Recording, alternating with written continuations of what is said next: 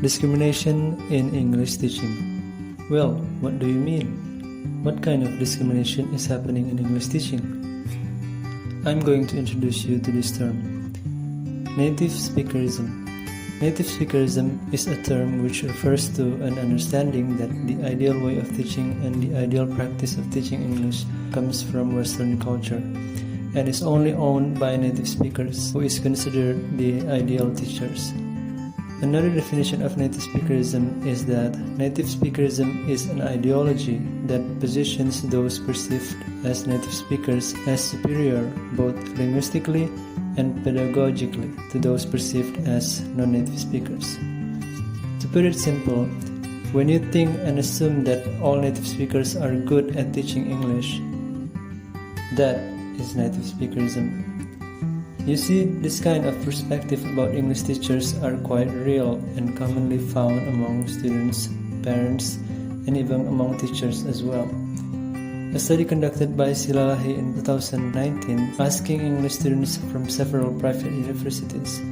Most of them thought that English should best be delivered in native context.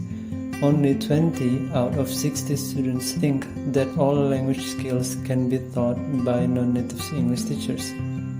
Another study which I conducted last year in my campus, finding the perception of several friends in English education department, they felt that both native speakers and non-native speakers can teach equally good.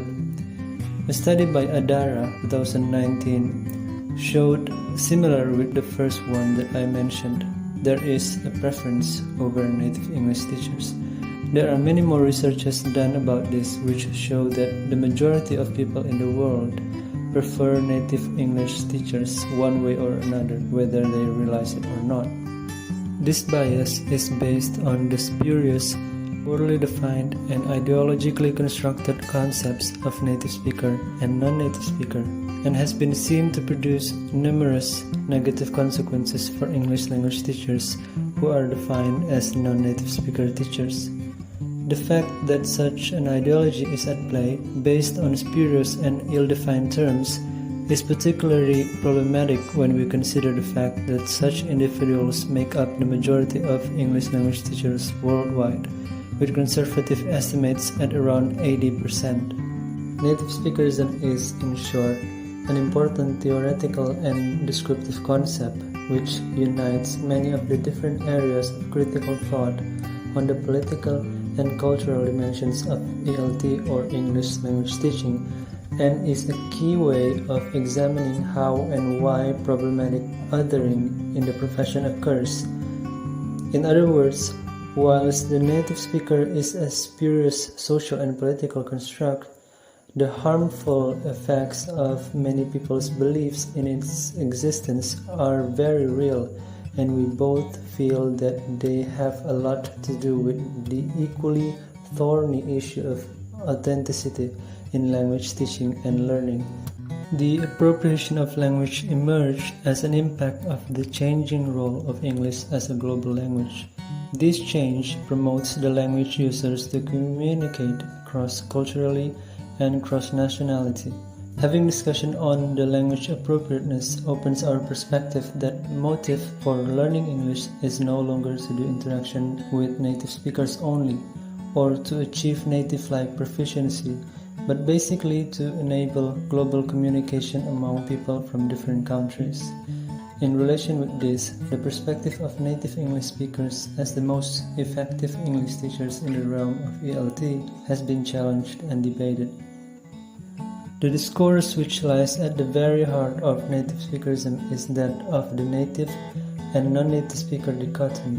Since Chomsky, 1965, established the concept of the ideal speaker-listener, it has been associated with the native speaker and extensively used in SLA or second language acquisition research. However, as Han 2004 points out, this was done without any attempt at problematizing the concept. As a result, in SLA research and soon in ALT, the native speaker came to be seen as the ultimate judge of grammaticality, omniscient and infallible, and the ultimate goal against which every language learner's interlanguage should be compared. Consequently, the non-native speaker quickly started to be seen as linguistically deficient, despite the fact that some scholars argue that ultimate language attainment is also possible for non-native speakers. Furthermore, there is growing evidence that being considered a native speaker has little to do with language proficiency, but much more with the white Anglo-Saxon image of people who come from the English-speaking West.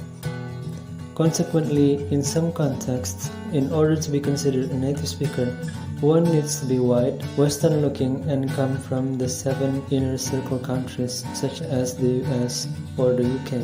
To complicate the matters further, SLA and ELT professionals often assume that the two labels are fixed, objective, value-free, and well-defined.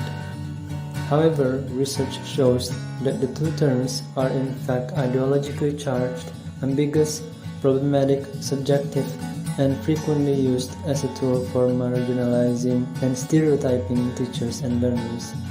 For example, apart from the aforementioned problem of race, the two terms have also been shown to be too simplistic and misrepresentative of the self-identity of many speakers who find it difficult to subscribe to only one or the other category. Furthermore, the labeling falls into the trap of essentialist and culturist discourse that stereotypes English users into superior and unproblematic us and inferior problematic them, which lies at the core of native speakerism.